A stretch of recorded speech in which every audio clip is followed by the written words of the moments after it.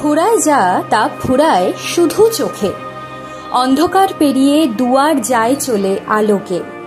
পুরাতনের হৃদয় টুটে আপনি নূতন উঠবে ফুটে, জীবনে ফুল ফোটা হলে মরণে ফল ফলবে।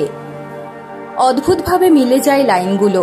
এই শ্রাবণে চলে গিয়েছিলেন রবি ঠাকুর।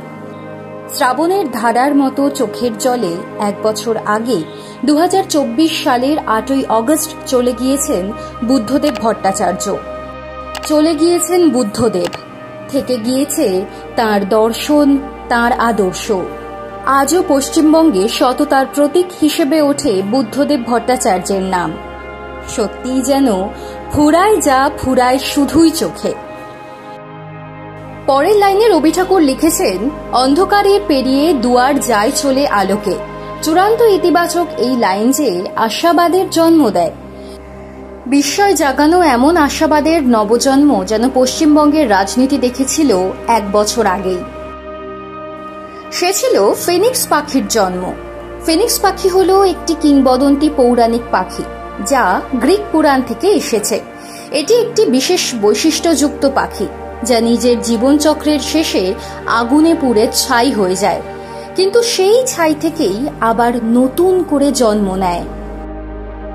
ফিনিক্স পাখি যেমন শেষ হয়ে যাওয়ার আগে জন্ম দেয় নতুন ফিনিক্স, তেমনি বুদ্ধদেব ভট্টাচার্যের শেষ যাত্রার মধ্যে দিয়ে বাংলায় জন্ম নিয়েছিলেন এক নতুন কমিউনিস্ট নেতৃত্ব।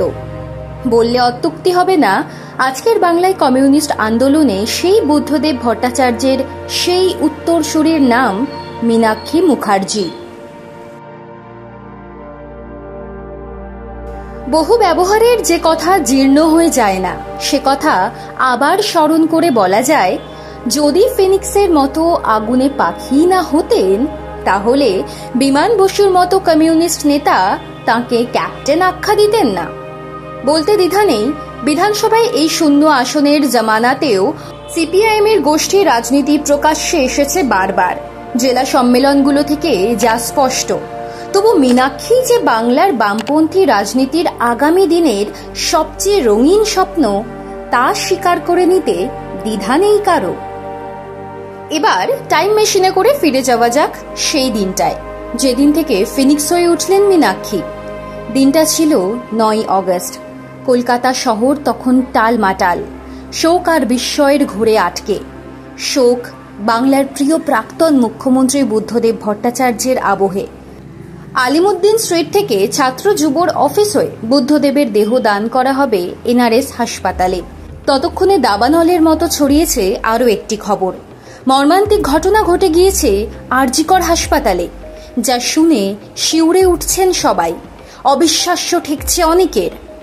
সকাল থেকে দুপুর গড়িয়ে বিকেল, এজিসি বোস রোড ধরে বুদ্ধদেবকে শেষ শ্রদ্ধা জানাতে পথে নেমেছে অগুন্তি মানুষ। চোখের জলে শেষ যাত্রা পরিচালনার ভার নিজের কাঁধে তুলে নিয়েছেন এক যুবতী। মাইকে বারবার ভেসে উঠছে তাঁর গলা, কখনো স্লোগান, কখনো ভিড় নিয়ন্ত্রণ, প্রিয় কমরেডের বিদায়ের পথকে সুশৃঙ্খল করার উদ্যোগ। তিনি ছিলেন সংগঠক মীনাক্ষী। কিছুক্ষণ পরে ভগ্ন হৃদয়ে যখন বেশিরভাগ মানুষই বাড়ি ফিরে গিয়েছেন, তখন আরজিকরে আবির্ভূতা হন মীনাক্ষী। তিনি তখন লড়াকু, বিপ্লবের প্রতীক, বীরাঙ্গনা। আরজিকরের মর্মান্তিক ঘটনায় পৃথিবী থেকে চলে যাওয়া তরুণীর অ্যাম্বুলেন্স থামিয়ে সে এক রণচণ্ডী রূপ তাঁর। পরিবারের সঙ্গে কথা বলতে চান মীনাক্ষী।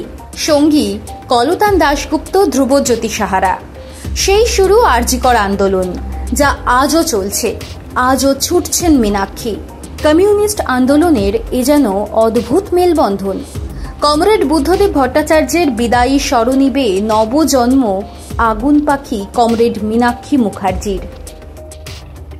সত্যি ফুরায় যা ফুরায় বোধহয় শুধু চোখেই।